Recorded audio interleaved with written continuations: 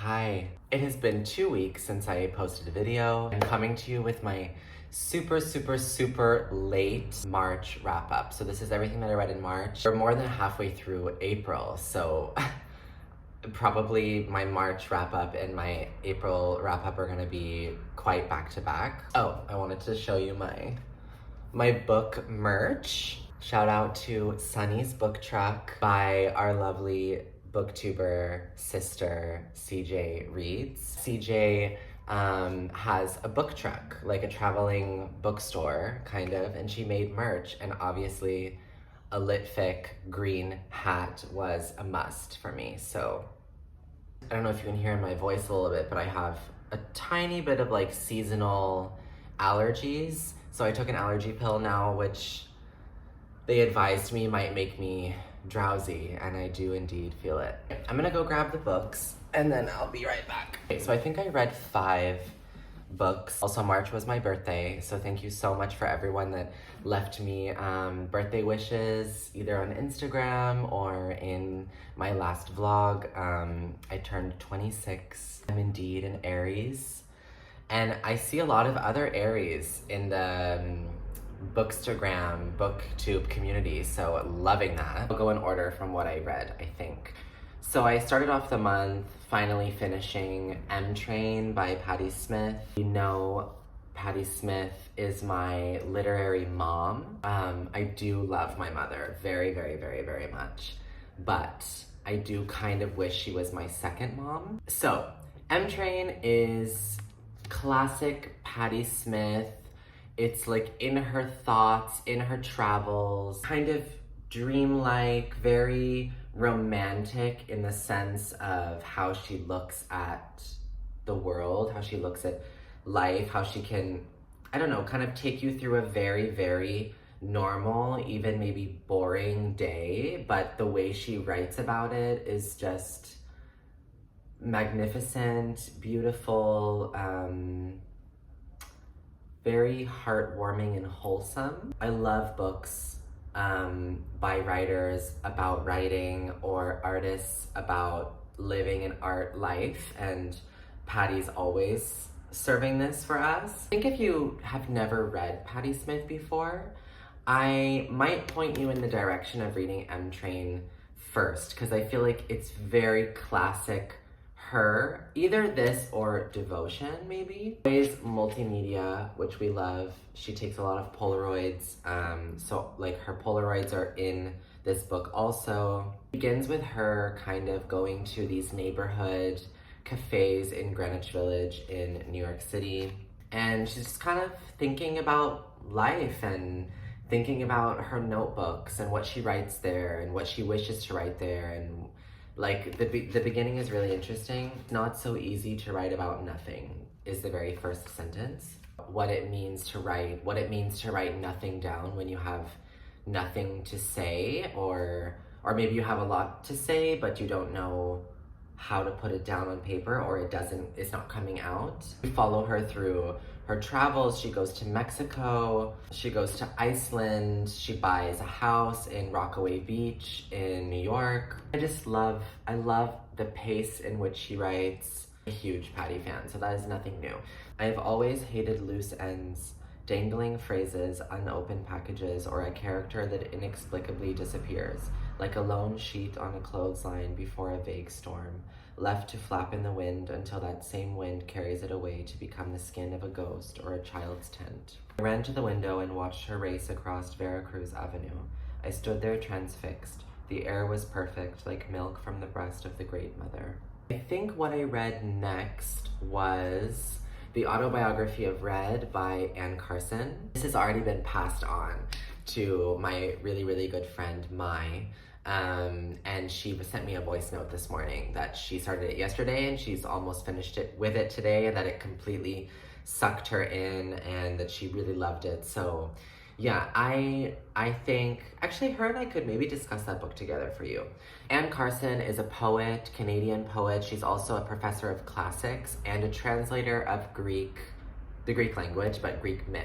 There's the Hercules myth. It's a character, Geryon, in that myth, which is like a monster who Hercules slays and steals all his sheep, I want to say. She reimagines Geryon and Hercules actually in this book. Geryon being our main character, who is a red-winged monster queer boy. Talked about this quite extensively in a vlog or a chat or something, so I'm gonna link that here so you can watch it. But I thought this book was incredible. I think about it every other day. I think Carson is so amazing. I'm such a fan. I want to read so much more of her work. I really feel like I got my words out in a much better way about this book in the vlog, so it would be great if you want to watch it, if you care about reading this book. But it's like a long form prose poetry. It's so singular in the sense that I've never ever read something like that before. So I think it's so distinct, so unique, so beautiful. I love Geryon, our main character. I want to hug him. I buddy read this also with Iggy, and also Jessica from Jessica's Book Stack. And Iggy here on YouTube, her March wrap up, she talks about this, and she also was like, I just want to like wrap myself in his like red wings, and it's just so stunning. The imagery is so vivid in this book. So if you're like an image junkie like me, then you will probably like it. Note that she's doing a lot in this book, which she's big brain energy. So the beginning of the book, when you first start reading, you're gonna be like, what the fuck is going on? What am I reading? I don't get it. I'm not familiar with any of these like really, really ancient Greek poets. I don't know what she's doing here. I don't know if I'm just not smart enough. And this is my second time reading this book, and I do think I got a lot more from it on the second read. But just don't stop in the beginning. Like get to the story. Yeah, I think she came out with like a kind of sequel to it, so I want to read that. Next, after that, I read Nastassja Martin's sort of memoir, which is called In the Eye of the Wild. This was also passed on to Mai, and this is also a book that I really think about very often after finishing it. It's chronicling Nastassja, I think that's how you, Nastassja, maybe? Nastassja. She's an anthropologist, and she studied animalism. Also, specifically, she would go and live and learn from indigenous tribes living in Siberia, that part of Russia. While she's on one of her kind of, I don't know, expeditions or something, she comes face to face with a bear, and the bear attacks her, and she's left like totally mutilated, but somehow by a sliver she lives. It's her taking you through the moment that it happened, but mostly like this transformation that she goes through after she's attacked by the bear. People that are very close to her kind of would, before the attack, would call her a she-bear. So I guess like they saw some kind of connection between her and the bear family. She would have these reoccurring dreams of seeing this bear, wanting to speak to him. They're like one in the same somehow, and then in real life she's attacked by the bear, and she feels like after this attack she's left truly half human, half animal. She's also wondering about this bear who in a way almost killed her, but she also feels some kind of, well, she feels connected to it, but she also feels like some, well, she feels connected to it, but she also feels like some love for it, and also wonders how the bear is changed after this encounter. She knows she is, but what is the bear feeling? Or how does the bear maybe feel half woman or something now? Very, very vivid and violent. Also like a lot of medical procedures, things that need to be done. She's admitted to a sort of like provincial, like almost medieval hospital in Siberia where she's first admitted, and it's kind of terrifying, the situation that she's in there. I think this book is truly a wow because of the way she writes. Her writing is so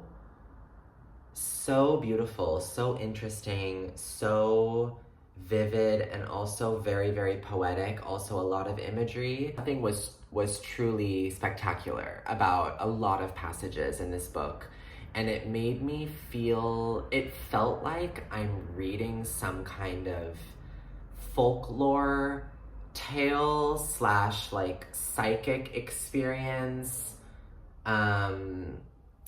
through like this animal human relationship, but it's real, like it's a real story, so it's all even crazier. And how do you deal with becoming a person again that's supposed to live in the world after this trauma, this violent trauma, and also that the trauma literally left you with like, you know, remnants on your body, scars, things that people will see, and it's really difficult for her. So anyway, it's so interesting. The only thing that I felt was it was a bit repetitive in some points. I felt like she was just finding a lot of ways to say the same thing. And in some ways it could have even been, it's very short, but it could have even been shorter because I feel like it was a bit repetitive. Then I read Simple Passion by Ernaux.